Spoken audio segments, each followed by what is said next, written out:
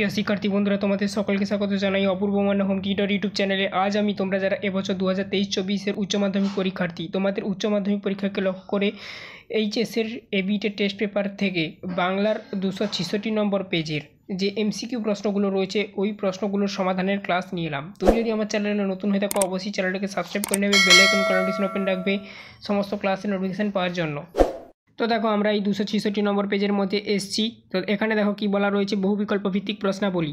প্রথম প্রশ্ন কি বলা রয়েছে, দেখো নির্ঘাত মরে গেছে বুড়িটা, উত্তর হয়ে যাবে জগা। এখানে আমি উত্তরগুলো দাগিয়ে নিয়েছি তোমাদের বোঝানোর সুবিধার্থে এবং ভিডিওটি ছোট করার উদ্দেশ্যে।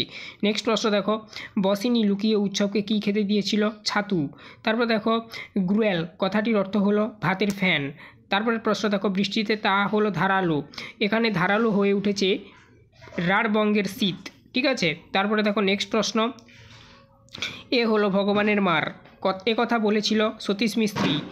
জেগে উঠিলাম। ঠিক আছে, জেগে উঠিলাম, এখানে জেগে ওঠা বলতে কবি বুঝিয়েছেন চেতনার পরিপূর্ণতা। একটা অদ্ভুত শব্দ। এবারে দেখো এই শব্দটি হলো বন্দুকের গুলির। অলস সূর্য, কবি সূর্যের সামনে অলস বিশ্লেষণটি প্রয়োগ করেছেন কারণ উত্তর হবে কি অন্তিম সূর্যকে বোঝাতে। কবি বহুদিন যেতে পারেননি। কোথায়? জঙ্গলে।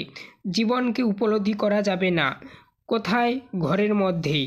তারপরে দেখো নানা রঙের দিন নাটকের চরিত্র আছে দুটি। কাবুকি থিয়েটার কোন দেশের? উত্তর হয়ে যাবে জাপানের।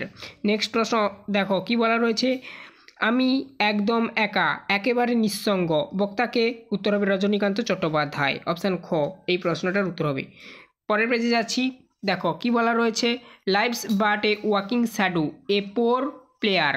সংলাপটি যে নাটকের? উত্তর হবে কি ম্যাকবেথ, এই নাটক থেকে নেওয়া আর কি। তারপরে দেখো নেক্সট প্রশ্ন, বিভব নাটকে তুলসী লাহিড়ী কোন নাটকের উল্লেখ করেছেন? আরেকবার বলছি, বিভব নাটকে তুলসী লাহিড়ী কোন নাটকের উদ্ভব করেছেন? ক হবে সঠিক উত্তর, পথিক। ব্যাবিলন বিখ্যাত ছিল যে কারণে? শূন্য উদ্যানের জন্য। হাসান আবদালের বর্তমান নাম পাঞ্জা সাহেব। প্রথম সবাগ বাংলা সিনেমাটি হলো জামাই ষষ্ঠী।